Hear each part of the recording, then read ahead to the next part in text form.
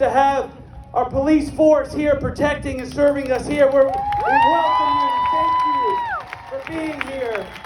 But we've asked the police chief to share about some reforms that we believe need to take place to create a more just society and a more just Hampton Roads in Norfolk in particular. Amen?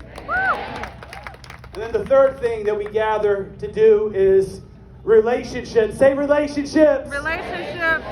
We desire this, that you would know diverse people and have a deeper relationship with them. Yes. Deepen diverse relationships as an outcome of today. So those are where we're going. If you need to get comfortable, get comfortable. We're not going to keep you all night, but we'll be here for a few minutes as we move into repentance, reform, and relationships. The first folks I have to come up is a guy by the name of Kevin Vaughn. He's a good friend, and he's going to share about a poem that he wrote. And then after that, Janet McAdoo's going to come up, and she's going to share about a perspective that she has of growing up. And so we're going to hear both of these two voices now. Welcome to the stage, Kevin Vaughn. Give it up.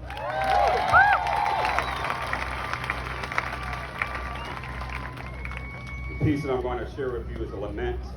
And a lament is it's a poem where you pour your heart out to God when things don't make sense. And so this was the last day of May that I wrote this to the Lord, and it's fitting. It's called The Last Day of May. A psalm of lament when protesters filled our cities nationwide in response to the murder of George Floyd. How long, Lord, will we arrive at this same place?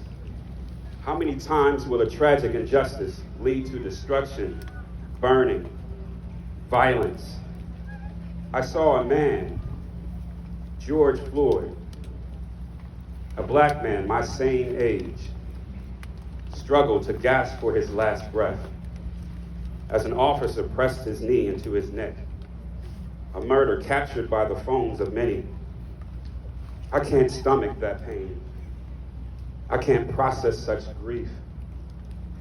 A family devastated, forever linked to the tragedy in Minneapolis. How long, Lord, will this cycle continue? Like a crashing wave, injustice assails the shore of our souls, already fragile from the disruption of the pandemic. Over 100,000 lives lost in our nation alone. The grief process impaired by funerals put on hold.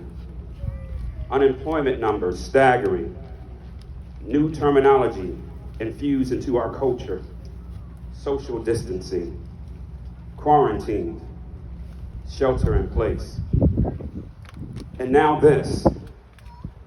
The American magma of injustice erupted like a supervolcano. What began as a peaceful protest was hijacked by violence, looting, and destruction. Businesses destroyed, merchandise stolen, cars burned, windows shattered, riotous. Police and protesters clashed, imposed curfews, National Guard activated. The real reason for the protest overshadowed. George Floyd, created in the image of God, fearfully and wonderfully made.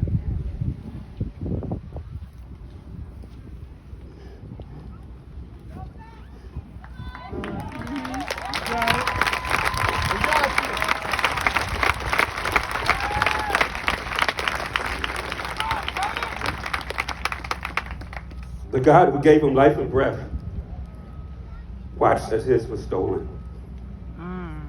The convergence of truths pierced through the pain, repelling bitterness and hatred, who are vying to counsel my soul.